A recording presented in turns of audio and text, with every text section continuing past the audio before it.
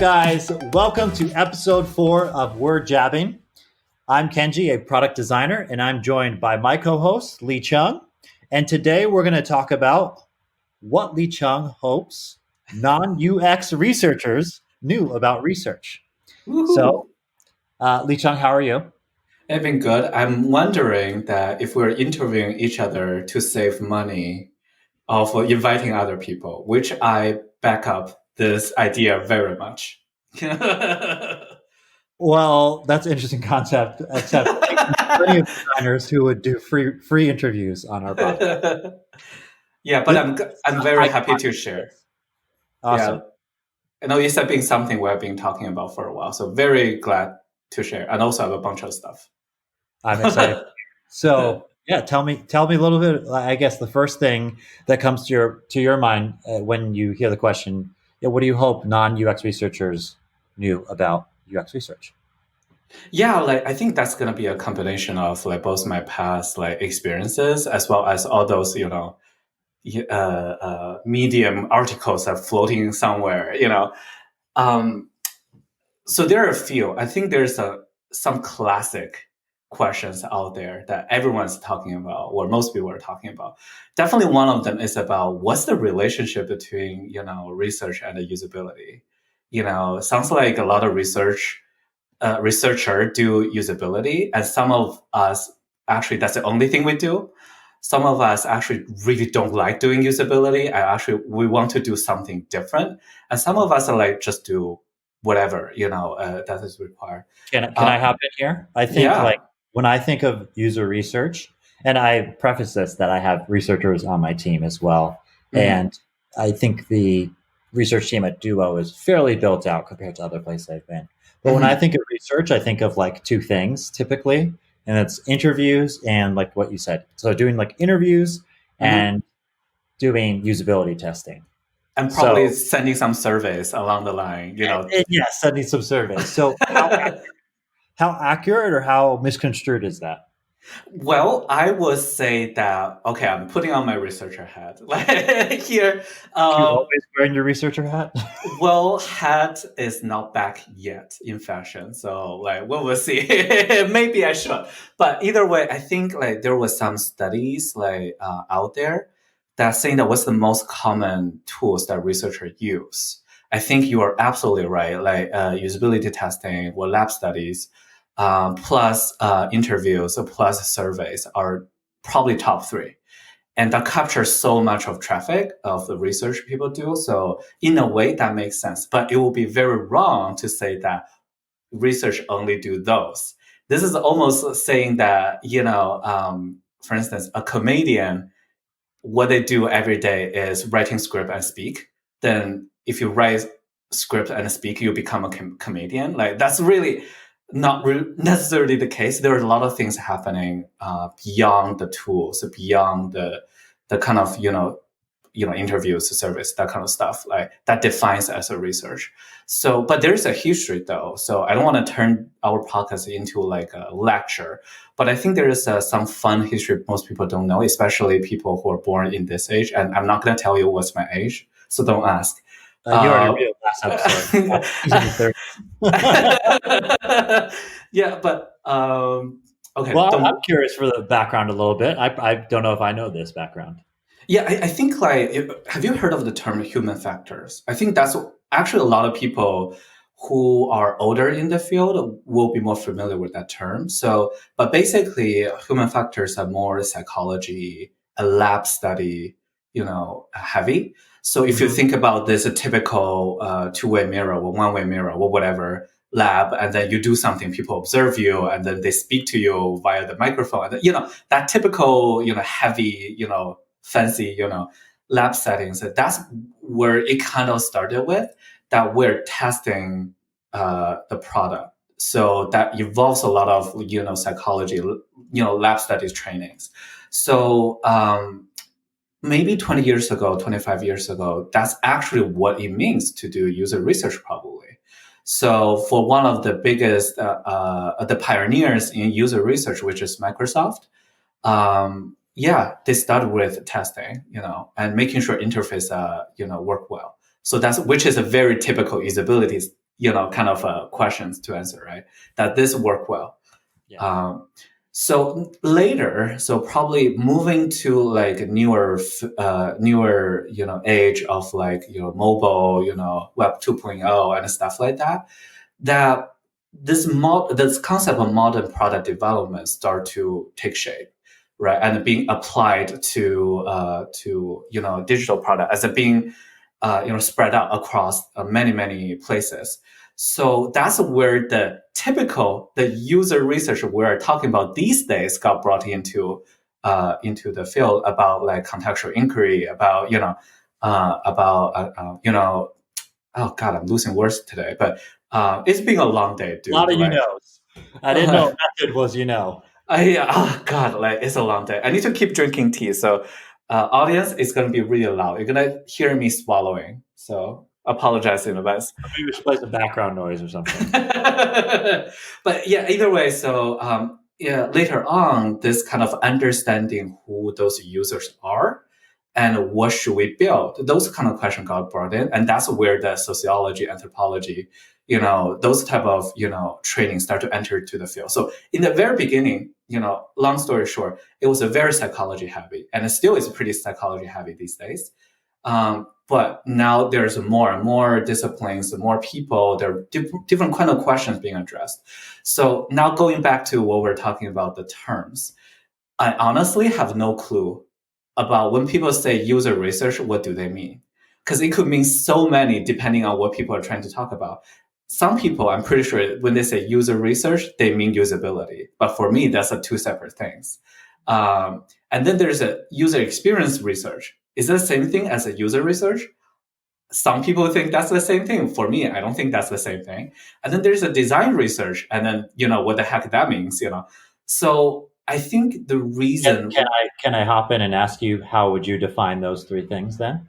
I will try to dodge that because what's the difference between user research and design research?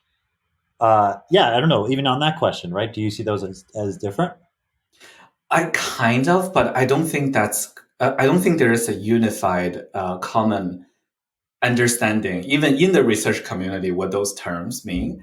So it's really up to the person and up to the company to practice that. But for me, again, the disclaimer, this is very personal, so it might be wrong. For me, user research have more that sense of more like broader scope of understanding about users, right? So researching on users, so user research. But usability is way more narrower. Well, you are not you are curious about people, but what you're mostly caring about how they interact with the product, especially about the usability part. Can they successfully use a product? Is a product usable for those people? So that's a little bit narrower compared to who they are, what's their motivations, what's their pain points, what's their needs, what kind of product will fit them, stuff like that. So a little bit bigger. And design research, I think, like in the title, is more focused on design. Because some kind of the user research are more foundational than applied. So for me, there's two levels. Foundational means that your foundational understand the problem space. It could be the people, it could be the problem itself, it could be the competitions, right? So that's all in there. But design research is more focused on how does those knowledge we learn improve the design. So it's more focused on design. So that's my way of understanding. And the user experience research, honestly, I think it means everything that I just talked about. Because it could mean, I don't know. I just realized when people say user that's a problem with our field, I think, too, of like definition. So if I'm hearing you right, I'm going to repeat back to you what I heard in terms of Licheng's definition of these in 2020. Usability is related to something's already been designed, and you are checking how usable that product is. Yeah, right? something along the line. Yeah, along those lines. User research could be potentially more like forward thinking. So it could be. Yeah, thinking about what's the vision for this product. If we don't have product market fit, how might we? Who's the customer segment to go after? What product might we even build? So it's like more. It's not necessarily something's been built or designed or built already, and we're testing it. It's a little bit more broad than that. Yeah, exactly. So it's more focused on the user. So it's a broader, whatever user means in that context. And the application of the knowledge you learn from user research could could be applied to many other things, segmentation, or whatever.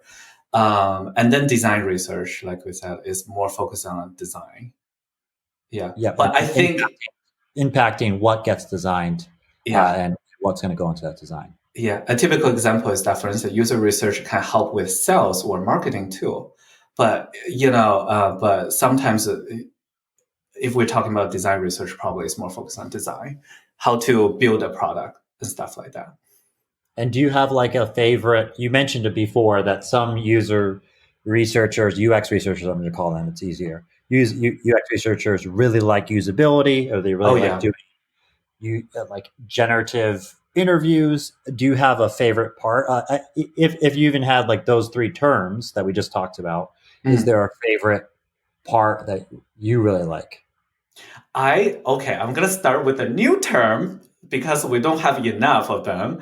I like the term product research Okay, why? because it focuses on product. Just like just because like I think the similar things going on with design, right? So UI design, interaction design, graphic design. But in many places, I think like especially in Bay Area, they require you to know all of them. So you probably do all three at the same time, and then Yeah, they call it product design, right? product So design wraps everything basically UX, UI, interaction design into one yeah. type, essentially. Yeah, Yeah, so I like the term product research because to me, it incorporates everything we just talked about. Understanding user, understanding design, understand usability. And also it might include a quantitative research too, because everything we just talked about is a qualitative research. Basically, more likely it's going to be qualitative research. So, there is a quantitative element of it too. So I think it's a more encompassing term. And also, it helps us to focus on like, oh, what do you mean by user research? What do you mean by usability? Eventually, the goal is to improve the product and making sure the product is designed or built in a way that is really desirable. So that was my preferred term, so that we can shut up and stop arguing about the term, because term doesn't mean anything. Eventually, it's what we do and what kind of impact we have is what matters. yeah. Term just helps communicate, so people know if everyone's called a product researcher, they get a sense of, hey, this is what a product researcher does. This is what it can bring to our company or a product designer. So Yeah. it's useful in terms of just a communication tool. Would Right now, would, e- would terms are everyone agree? Yeah, and would everyone agree on the meaning that it helps? But people do get tripped up by that, though. So by what it will actually mean. So okay, let me go back to your question about this is the one common thing. It does like usability equals everything that a researcher does. yeah. So Interview. When I think of researcher, it's like, oh, interviews and usability tests. and probably yes, and probably in many cases probably do. Probably that's actually what a researcher does a lot of times, but it doesn't speak to everything. A good researcher will tell you rather than what tools we use, like interview, like whatever. That's just a way to collect data, right? What's the question we want to answer? What was the action we want to take? And then we can come back to select that one might be most appropriate. So that's why if I talk this to my mom or my parents, they probably think, "Oh, you're a researcher. You just speak to people, right?" I think in a way, yes, but it was almost saying that like a good speech person. I don't know what was the job title for people who are really good at giving speech, like a speaker. Yeah, a Speaker, speak. professional Yeah, speaker, presenters. Yeah. professional. There you go. So professional speakers are basically speak to people. So everyone can speak becomes a great like speaker. I'm like, nah, that's not the logic there. So the same thing. I just don't want to convey this message that as long as you do interview and do usability, then you become a researcher. I'm like, yeah, that's not, you're missing a lot there. So that is a common understanding people have. But I have to say it's half right, half not right. From certain degree, you look at it, yes, that's things we do a lot. But it doesn't mean that as long as you do it, you become a researcher. There's a mindset involved in it. Okay. And so if I'm a designer, I do some research, I do Right. interviews, I'll sometimes do usability tests of my product. But you're saying that doesn't click. Count, I don't count as a researcher though in your eyes, just Like because I do those things. oh god, I set a trap for myself. So, or you are trying to set me up, like Kenji. I think there is a researcher in every one of us. A a PM could be a Sure. great researcher too. A designer could be a great researcher. But they're just things you need to be mindful about when you say that word that I'm a researcher. It means more than just like doing interview plus usability. That's what I'm trying to say. So going back to our, Can you give an example there of like, okay, if you're, yeah, a designer who does that stuff, mhm, who does interviews, who does usability tests, maybe does surveys as well, what is mhm, to kind of classify them to really embody a good researcher mhm, is what would be like the next steps there, or mhm. what would they need to do or think in a way to say like, oh yes, this designer's title is a designer, but actually they think like a researcher. Yeah, like there are a bunch of them. You're absolutely right. Like people at IDEO, like a lot of them actually think like a researcher. So I would say that yeah, definitely you can have a multiple identity for sure, right? And I think even if we in the field we don't believe that UX unicorn exists, but I actually do think some people are pretty good at both. But to answer your question, what makes a researcher, basically, you have to think about why we do research. So again, this is my personal take. I think some professor somewhere are going to be very mad at me, really, really soon. But yeah, why we do research, right? So for me, my take is that the reason why we want to do research is because we want to reduce risk. So that's all we want to know. We want to minimize risk and then make most informed decisions. That involves separating signals from noise. So I keep throwing those around in the past episodes too. But basically, when you ask yourself that, am I sure the things I capture from my research is actual signal? If you can be very confidently tell yourself, yes, that's exactly what is the signal, then you are way better off already, compared to other people who just does interview and do usability in terms of research thinking. So a researcher will self-discipline almost, constantly checking in with themselves. Am I sure I separated a signal from noise successfully? Did I mistakenly put some noise in the signal and I told people that's the signal? So like either which tool you choose, an interview, blah, blah, blah, blah. And those are data collection methods, right? And analysis is another big part of research. But did I brought something that shouldn't be there, but I told people that is there? That was a bigger question. Can you give an example? So signal and noise. Every time you say that, I think of Nate Silver, and I'm like, oh, am I talking? What's like? Can you give an example? Maybe it's a short example, or but of like a time when Mm. you you actually did this. That was like, hey, yeah, you were able to separate, as you say, the signal from the noise, and what that actually means in a concrete form. Oh God, I can't. I Sounds like can. an interview I question. I'm like, can. hello, welcome to my interview. Welcome to your job That's here. no, that's a great question, but we can probably start with something in our daily life, right? So, by the way, I'm trying to be mindful like, about my NDA here. So, but we can start with something easy in our day to day. For instance, that there is. Let me give you an example. That might be access for both of us, right? So there is a milk being sitting on the table for 2 days. We don't know is it there, right? It's not open. We don't know if the milk is bad or good, right? So let's assume that there is a definite answer to define what is a good milk, if the milk is still good or it went bad, right? How do we know that that milk is good or bad? What would you do in that case? I'm If sure you have done that, right? it's sitting out for a few days, how would I know if it's good or bad? Well, let's say like 5 hours out there in a hot summer. We don't know if that's like good or Yeah. bad. Well, what would I do? My first instinct would be to smell it, and Uh-huh. then my next instinct would be to taste it. Right. So that's there. So think about smelling as interview or something like that. It's a way to collect that data, and your brain process it, which is data analysis.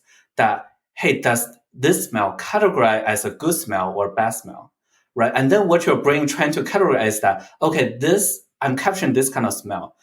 It's subtle. It might be good. It might be bad. But your brain make a decision. Okay, the good smell should have this kind of feature, and then this smell I'm getting from this milk on the table belong to that category, so it should be good milk, right? So basically, that's how we're analyzing those information signals. So we're basically saying in this case that smell is a good signal to determine that if the quality of a milk is a good or bad, right? And honestly, that's a pretty good signal, right? So you're not going to look at the color of the packaging, right? So it's just like nonsense, right there, right? But Right. our experience in the past already told us smell is a good signal. But problem space in the digital, like especially a product hasn't been built, is a lot more complicated than that. For instance, will people like this application? By like, I mean, will buy this application we just built? Which basically saying that will people find this application valuable? That's a lot harder to tell, right? So there's way more signals out there. So a researcher's job is making sure we are looking at the right signals, and the way we're collecting the data actually speak to those signals. We're not introducing extra noise in the process.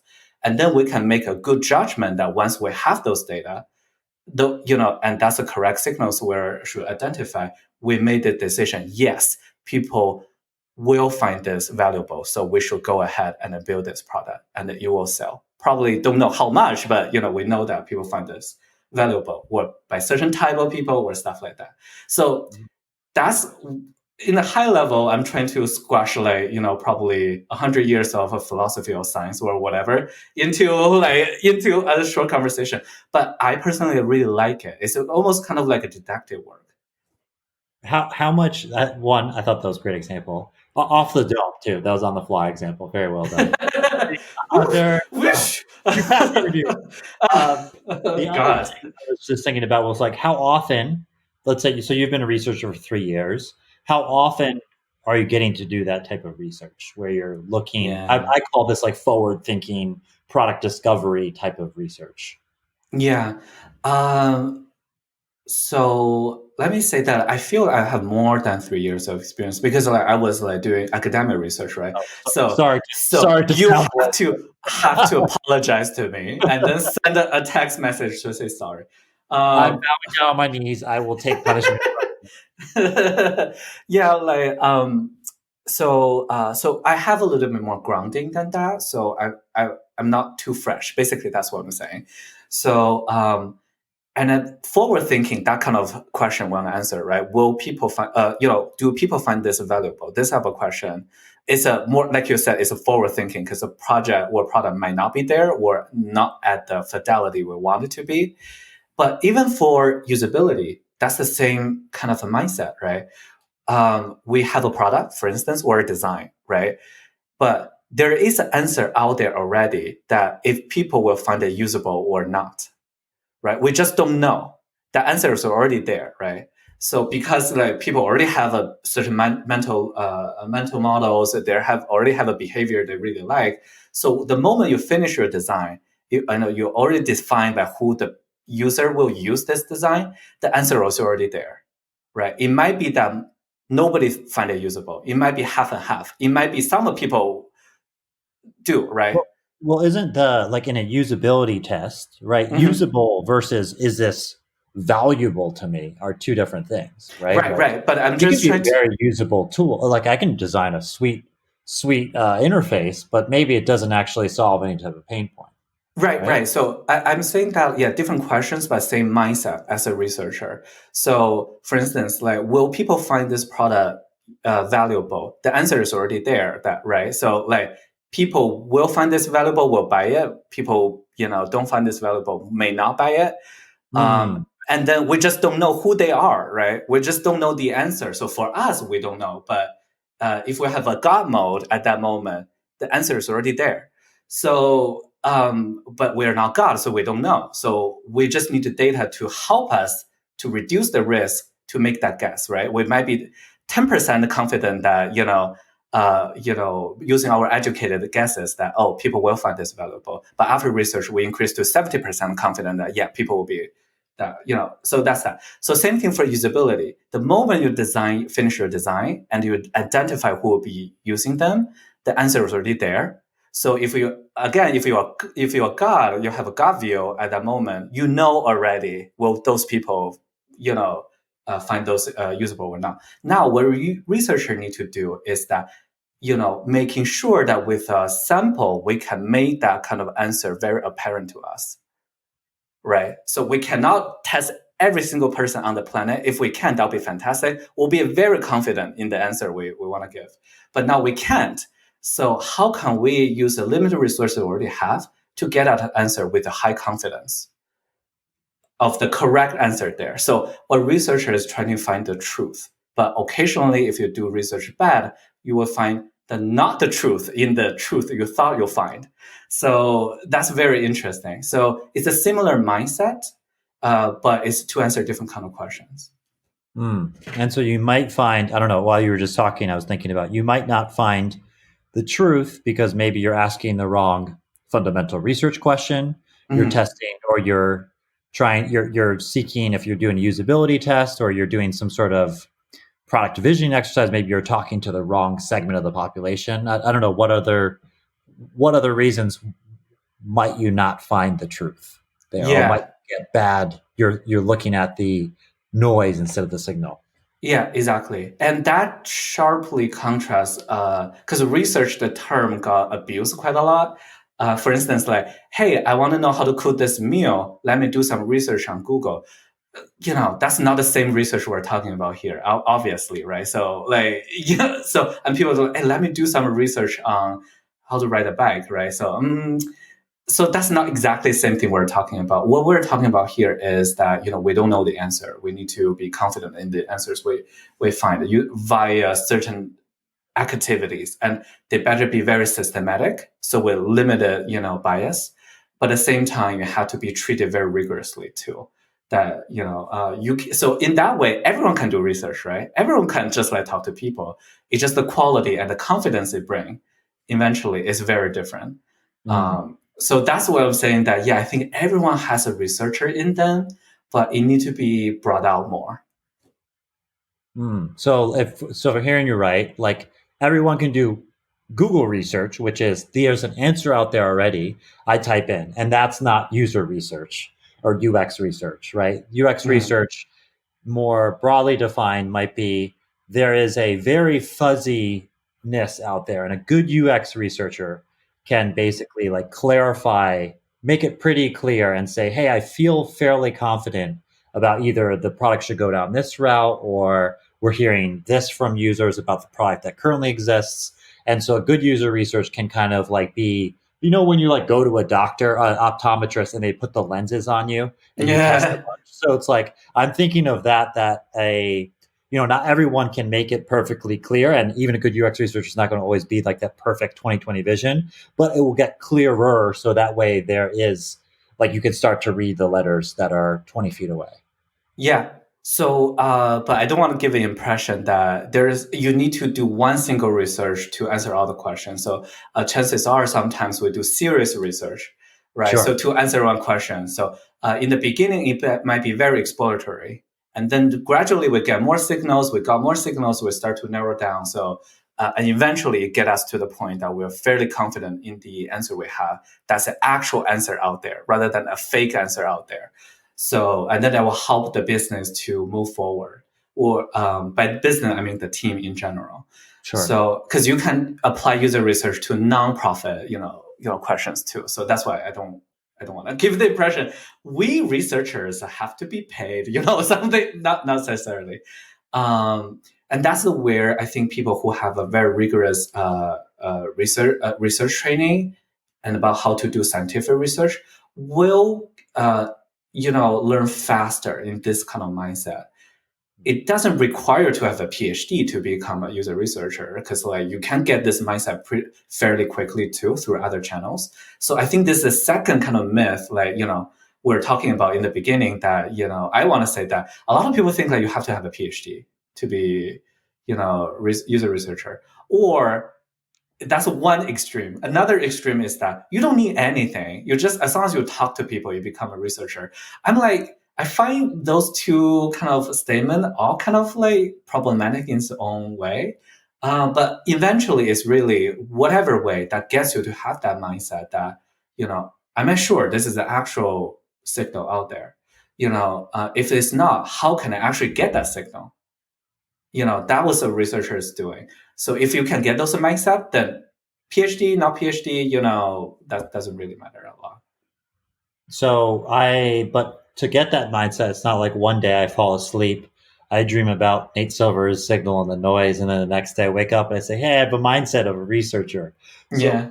what's a way, or what are ways for people to actually curate that mindset if they aren't necessarily trained at University of Chicago, Masters of Sociology level to be a PhD, and then Thank you. HCI at University of Michigan? What are ways to get that mindset, do you think? Yeah, practice. It's the same thing, right? So when you go to PhD, it's not like it's the University of Chicago teaches you the mindset. It's through training, through apprenticeship, through project, through failing. That's how you acquire those mindset too. So you can get them through yourself. It's just a lot harder. But having someone, some external knowledge helping you may be helpful. So that external knowledge can be your partner, your colleague, or in that sense, your knowledge. Fiance or something. So, huh? Right. I'm like, yeah, I was gonna say that. Doesn't mean you have to marry a UX person to be a UX researcher. Like, but that could be that. It could be YouTube. It could be books. It could be this podcast maybe. So any way that can help you to, I'm not trying to sell this product. High bar for our podcast. Yeah, but what I'm saying is that through trial and fail, through practicing. So, for instance, I'm pretty sure, Kenji, that at some point, say you've done 50 interviews, for instance, I'm pretty sure at the fourth one or fifth one, you'll be like, I should ask that way. Mm-hmm. And you will probably already know that, if I ask that way, I'll probably get this answer clear. And maybe you'll try the next time, and then you'll feel like, yeah, I did, right? Get the answer clear. So it's like that. But there was a good example that, a mindset is always built. It's never given. So either you got built through a formal PhD training, great, because you have mentors, you have your peers to handhold you to extend. So that's great. But if you're self-taught, if you are really smart, yeah, that can totally happen too. Or you have colleagues that, you have a researcher teaching a designer, and then that designer might be a researcher too at some point. So be hopeful. To everyone who is listening to this, be hopeful. It's very doable. Very, very doable. It sounds like be hopeful. It's similar as like designers, right? It's like exactly, yeah. Not similar, but it's like I think a big part of being a designer is just being curious and like being open. Yeah. I don't want to throw on this, but like have growth mindset, all that stuff. But it is true, right? Like, are you open to trying new things? Are you open if you're trying to cultivate a new mindset or learn a new way of thinking, it's just really about like curiosity and openness, asking questions, and like talking to people who have more experience or listening to people who have more experience than you as well. Like soaking that information in. Curiosity is like golden for UX for sure in general. And for researcher, I will add that if you have an analytical mind, then that will launch you to success faster. That you're always not only just taking information for the sake of taking them, or taking the information without questioning them, right? Mm-hmm. So if you have a very critical eye, you have a very analytical eye, you're actually seeing that, I know why this person gave me this information, and I have a hypothesis. That's why. So, then that's really helpful as a researcher. So I think this might be a really general assumption, but I think everyone can draw, everyone can arrange stuff in a way. So in a way, everyone is a designer. They can design their room, right? They can design something. But if you have a lot of there are other things that are missing to be a really good a good designer. But if you have a really strong creativity that you can explore, right? You can quickly turn an insight into different possible solutions. Then you become a really good, designer. Mhm. Which I would say that a lot of researchers are not as good, in that department. That being like this kind of divergent kind of thinking. Right. Yeah, but a lot of researchers are pretty good at conversion. But I think like we should, as a UX professional, we should benefit from both. Yeah. Can I switch? I'm going to switch topics a little bit. Yeah. This is a question I had while we were talking earlier. Is so you have 3+ years of experience. Oh my God! Thank you. My question is, how do you feel that? So we've kind of to like just take a step back. We've talked little bit about like usability is not equal to user research. We talked about how like even if you do research activities, that doesn't necessarily make you a quote unquote researcher. There's a mindset that has to be like um, molded and worked on, right, to become like a true UX researcher. And I'm curious as to what are your thoughts on like how do you feel this is very broad, but how do you feel that companies are user research? Are they using UX researchers the way that you think they should be or not? Yeah, like that's a great question. I think like it really depends. And by the way, all the answer you get from researcher is gonna be it depends. So don't be surprised if a researcher tell you it depends to all the question you give him or her. What you're saying is never date a researcher because you'd be like, oh, well, what do you want to do today? It depends. It depends. Yeah. That is not, See, we're just trying to precise in our language. No. I think that really is a great question. I think probably we should talk about this in detail at some point in our podcast. It relates to kind of maturity, different level of maturity that different companies are. And I would say that generally the companies who are willing or are more open to experiment, to fast iteration, to try and fail, that kind of company, as well as the company who are more user centric or customer centric, are more likely to take user research as a core, competency in the team, and core competency in the product development process. So they may or may not have a dedicated researcher in there, but I'm totally fine that, and personally, I think that's great that, a PM is actually working as a researcher, but it has a PM title, which is totally, fantastic. So as long as, that practice of like not like a gut feeling decision making, is there, that's easy for a company to fail. It doesn't mean that it will for sure to fail you, because I think insight driven, because there's a difference, by the way.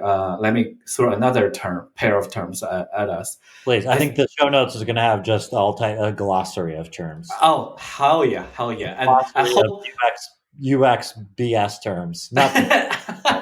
I think there are people who like terms, not me, but either way. So if you like terms, here you go. There are insight-driven companies and there are data-driven companies. So or data-backed, or whatever the term that it is. But basically, there are two lanes. So one of it is that people rely on their own experience, their own insight to make a product decision, and I think Apple sometimes is being labeled as one of the most well-known insight-driven companies. Their user research practice, as far as I know, is not as big compared to Facebook. It's not at that scale. Designers do like made a lot of decisions without in some other company, you have to test. You have to do. You have to know this before we do that, right? So some companies do cherish that kind of a creativity, and I think sometimes it will lead you to success, but more likely going to lead you to fail because not everyone is Steve Jobs, right?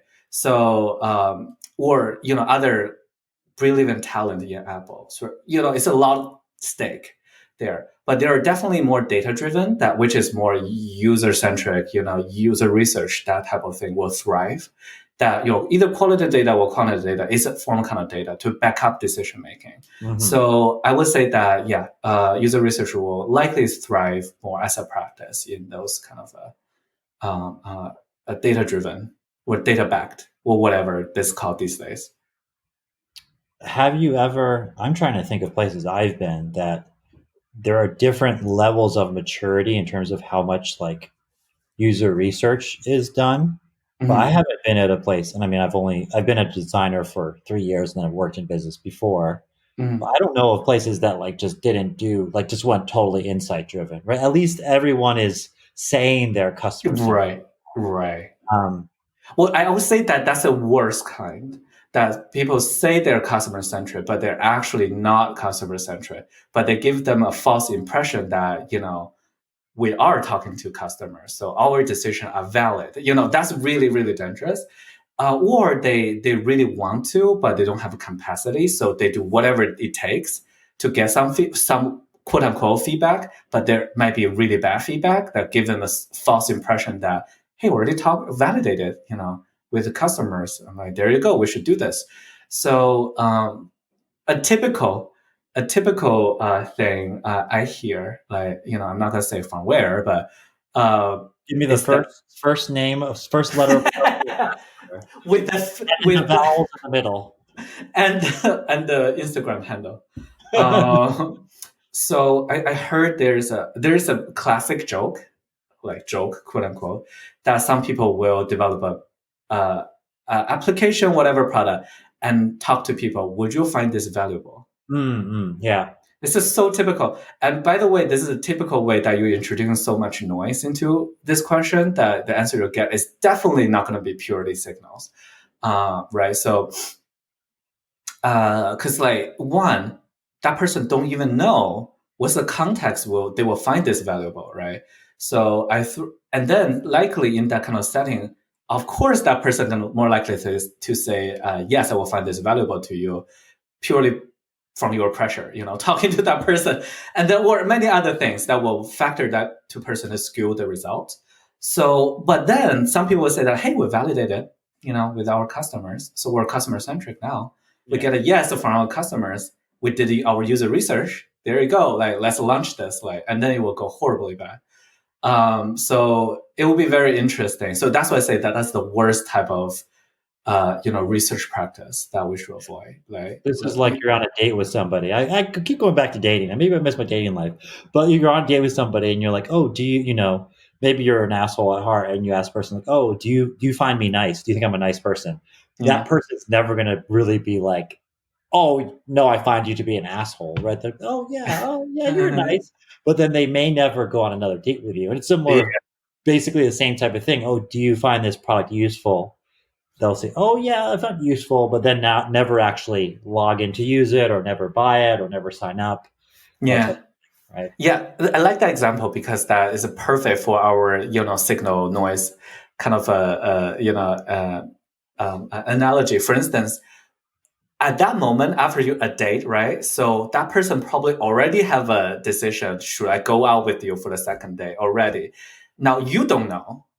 All you need to do is use some instrument to elicit an answer. Either that's an actual answer that that person have, or that's the answer, some random answer that actually doesn't represent anything. Is up to you. So if you're a researcher, there's so many things to be careful to actually get the actual answer, right?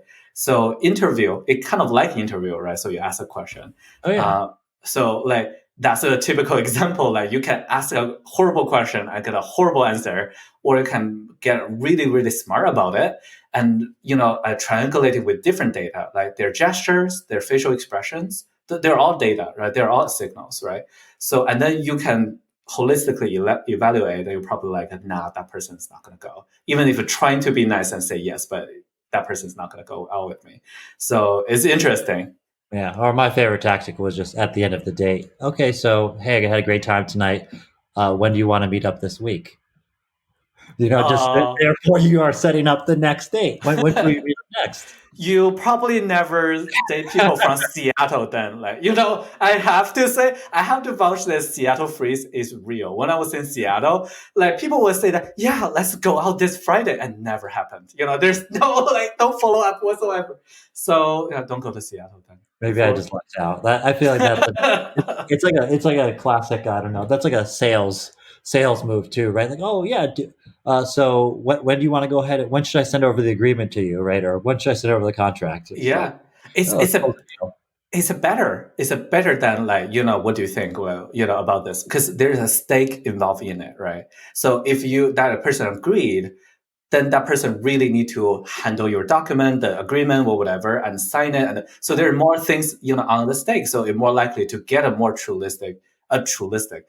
answer. I Is like that that a word. word? Is that Bring a that word? Trulistic. It sounds like a next startup. Trulistic.com. Oh, totally. Hopefully that's a word. Anyway, so any other I guess misconceptions you have out that you think that are pretty prevalent out there about UX research that you wanted to chat about? Oh, maybe not misconception. Maybe there's an actual conception, like actual true evaluation about Accurate, yeah. accurate evaluation about researcher. I think a lot of us are a little bit, how to say, not good at communication. As a researcher, like sometimes I think I can be better at that. Particularly, some of us could be very, territorial, that, hey, this is research, you have no idea about how to do a research, so back off, let me do my stuff. So I hope like that impression is not being shared by a lot of people. If it is being shared, I want to apologize. And also I would say that we need to do better at that. I've never got that conception from Okay, good. researchers I've worked with, at least, of like, hey, you're encroaching on my space, like back off, homie. Yeah. I never had Okay. that, but I mean, I could see why, right? Even in our discussions, it's like it's almost like if you have a dad that's like a professional boxer Mm. and he's like, Mm. oh, he has all the tricks of the trade and he really knows how to throw a jab and a hook and a cross. Oh, sorry, I like boxing.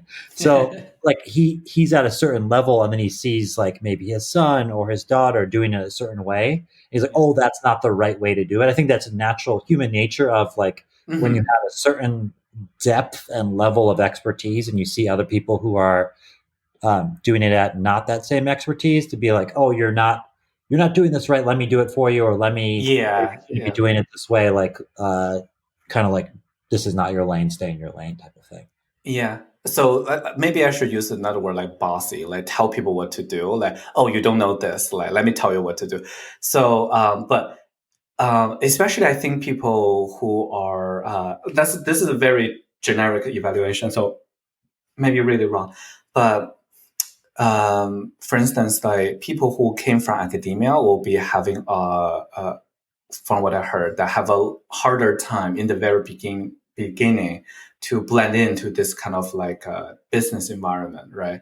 So they're really focused on like doing a perfect research that can be reviewed like 2,000 times in a journal, and then get published on Science and win you a Nobel Nobel Prize, and then whatever. So they don't know what's the art of compromise, like, and maybe compromise is not a good word, but being adaptive. So maybe a better way to say it. So I think some researchers think like compromising or like being quote unquote adaptive is a bad thing to research. But I want to make sure people know that actually adapt to each other make us stronger when we work together. So but I myself fall into that for the first like 1 or 2 months when I start this career. So I'm sure there are more people out there have a similar experience. So just want to say that if you have a researcher start to get a little bit bossy, so try to understand where they come from too, that they're really trying to do the best thing at that moment. So that's where they really, maybe they really mean well, that I'm trying to capture every single signal out there. I don't want any bias. So in my research. So, but just like molding that, like having confidence that you will get there. But like I said, like we said, right? So it's not about product; it's about people when we produce product. So having a stronger team will get us there. Isn't something what you said too sounded like there's like a split between if you come from a super academic background and you're going to publish in a journal, for instance, you have to follow this very rigid process that is Mm-hmm. then evaluated by everyone else.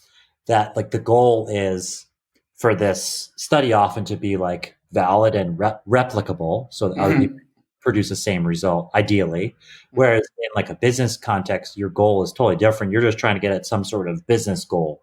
And ideally, like you can follow somewhat along that process, but doesn't have to be perfect because there's not like you're not publishing it out there for the Yeah. most part to like get put into a journal or for other people to replicate the same study you did.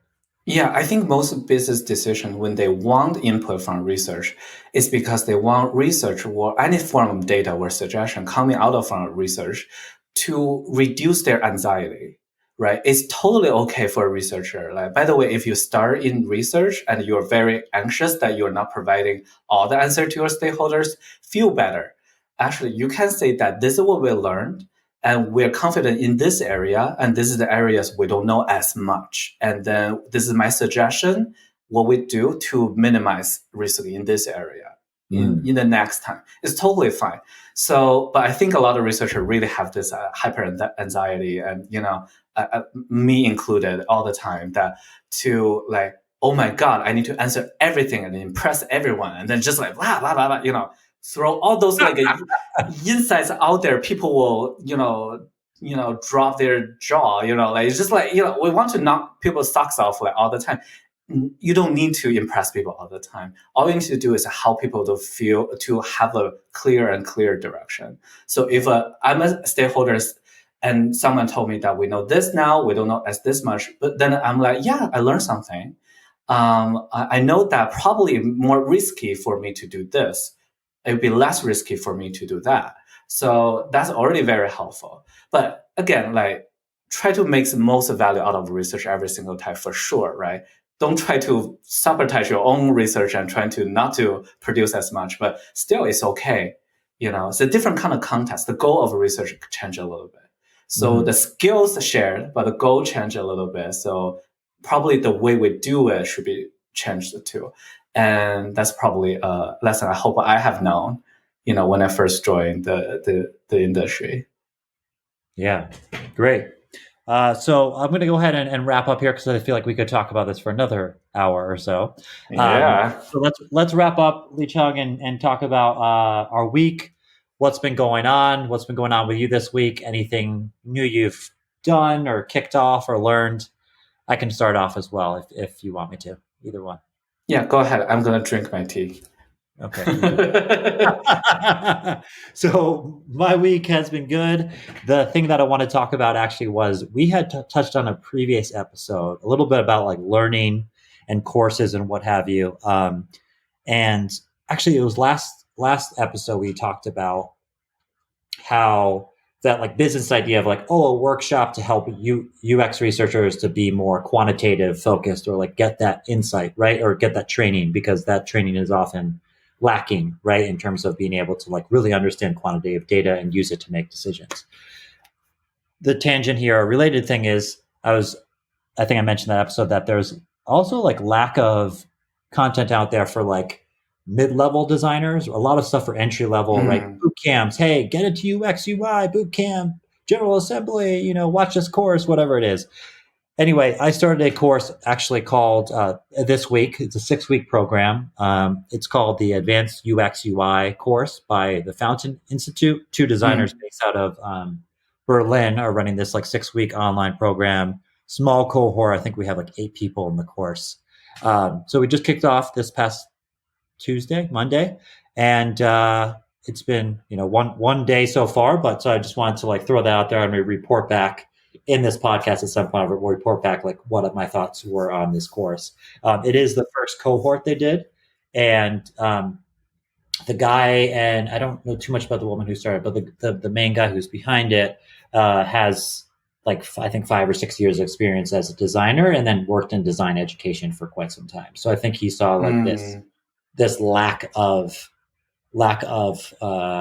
products or services out there for like mid-level designers who want to then move up in their career. So I'm curious to see mm, how this goes. that's awesome.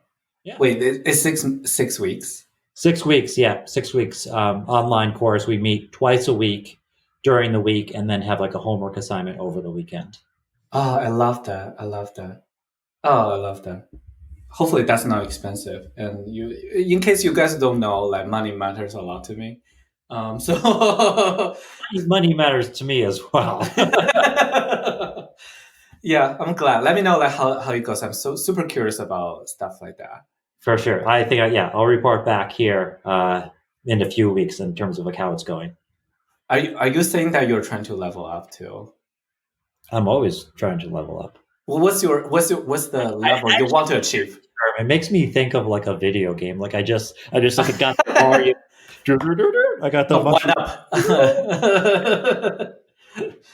Yeah, I was curious though. I know like it's a really open ended, but like at this point, is there kind of level you think you want to accomplish?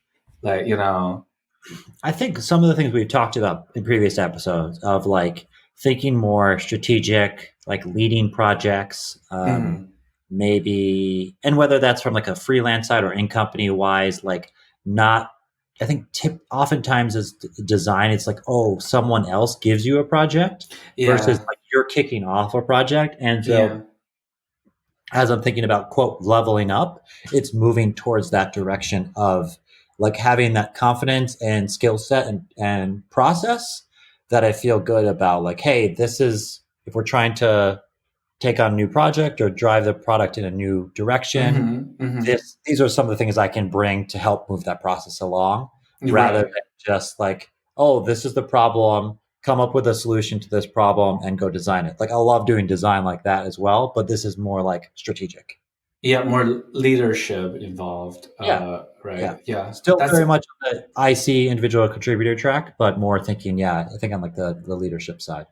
yeah, awesome. Yeah, I like it when people say. I think at some point, lead, for instance, the title lead designer or lead UX researcher start to mean less to me these days because I feel if you're IC or true UX champion, you always lead people that about this is the direction we should go for, Mm. right? And then how I'm going to deliver that, or at least help you to get there for our users. So yeah, I like it because like That term is also like misused, all right? Because you could just be like a designer at a small startup for a year, and then they're like, okay, now you're the UX lead because we hired a junior designer behind you. yeah, yeah, So it doesn't yeah. mean too much potentially. Yeah, titles and its stories, like it's forever. Like it's a universal thing. I like it because like I think that's one direction I'm going to at my job too. My company is going through like digital transformation. So a few years ago they don't have UX at all. So they Mm. recently started to have a UX. So we're going through how to make sure that we're actually customer centric through a lot of user centric activities like user centric design, like or whatever, stuff like that. So and at this point, we're like you said, like more or less um, taking direction from certain people. It could be the VP. It could be even higher than that, saying that we want to expand in this area, and then you go figure out how to do it. Almost like that kind of thing. And I'm trying to make the research practice more, move out the food chain almost a little bit. That in the very upfront that okay, we have a vision to deliver stuff like that for the next 3 months. What should we know? In the next 6 months, what should we know? In the next year, what should we know? And then use that kind of a roadmap to determine what kind of research we should do, rather than other way around that, oh, we have this got built. What should we do with it? Do some research and tell me, is it a good product or a bad product or stuff I like have a that. hammer. I have a hammer for Right. 3 armed people that we built. Go find 3 armed people to bang this hammer with. Yeah, exactly. So, but it requires a lot of changes actually. So, and I think maybe at some point we're gonna talk about this, or we're not. That how UX is actually functioned in different companies, and things we heard, we learned, and stuff like that. Because eventually, what we're doing is actually org change, right? You're pushing people to change their way of doing their work to a degree. So it's a big subject. But I like it. I support you, and I'm curious Yeah. about what's the outcome of this. I appreciate your support. How about you? What's going on with you this week? I am tired because I'm still moving, and and I broke one of my wall art when I unpack. So I was secretly like yelling inside every day. It's my favorite paint. Like, oh, I feel like we could do this podcast for a year and every week will be the same. Oh, Kenji, what are you up to? Oh, yeah, I'm reading this book. I'm doing this thing. Licheng, how about you? Oh, I'm still moving. My back's broken now. I got boxes everywhere. It's like, well, honestly, that might be actually the case because the last time it took me 4 months to fully unpack. The last time I moved, so I'm like, geez, like I can't handle moving. But this week I'm focusing on my work, and that's an area I don't know that much. So that's why it's a big learning curve for me. Is to host a design sprint. I oh, participated in the design sprint in the past. I never hosted one, and now as I plan it, oh my god, there's so many things I didn't know I need to plan for. So it's quite overwhelming. So I'm following the. are It's you very doing, very are exciting. you actually going to be doing the 5 day design sprint, like full? Yeah, the Google venture that the Jake Knapp, like that's his name, like he's a Google Sprint framework. So basically this time I'll totally be the student of that book. I'm just gonna try to follow what the instructions are and mold it to the context of my team. So the reason why we do that is because we have done quite a lot of foundational research at this point. And then I suggested that we can always do foundational research, understanding problem, understanding market, understanding people, like blah blah blah blah. But at some point, we really need to start to move forward with concepts. So that's when they really speed up, right, for development. So I think design sprint is the best way to convert concept into validated concept. Or tested concept. Yes. So that's what I'm really When are you excited going to be about. running that? Do you know? Yeah, like in 1 or 2 weeks. Well, I forgot. Like 1.5 weeks. Yeah, and it's gonna be two design sprints, so 2 weeks Back to back? back to back. Because like we have Wow. there are two group of users actually. This Well, is one. Mhm. I was going to say, definitely report back. I'm curious to see how that goes. One, remote, right? Because that whole book Oh and pressure God, on being in a room. But I yeah. know that Jake and Jonathan from AJ and Spart, they have a podcast, or they did. It just ended, Jake and Jonathan podcast. They have switched to doing remote design sprints. So I'm curious to how that goes on Oh, your end. Uh, okay. and So then I'm also curious to see how the back to back weeks go too. yeah, it's gonna be tough. Like we'll see if I survived. So if I stop, speaking in this podcast, it's because I'm probably dead, and then my body is like somewhere. It just becomes a solo podcast.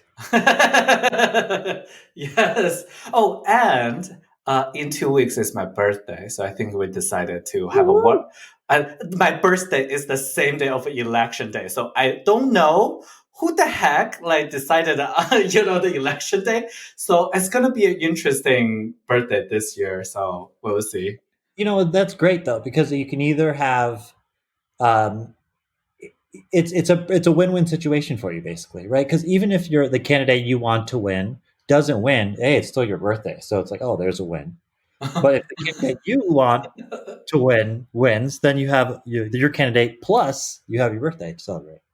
Just bring some booze over, please. That's what I'm asking, please. All right, it's confirmed we're doing it at your place. Yes. All right, My great. my new place, hopefully all the boxes are, are unpacked. I will be sitting on one of the boxes, I'm sure, as we watch Trump and Biden go at it. Yeah. All right. Well, thanks everyone for listening. Week 4 of the We're Jabbin podcast with me and Licheng. Today, we obviously talked about what do we hope non-UX researchers, or not me, but what does Licheng hope non-UX researchers know about user research? Go ahead and give us a good review, please, wherever you listen to your podcast. Check us out. We'll be back next Monday, like we are every week. Thanks for listening.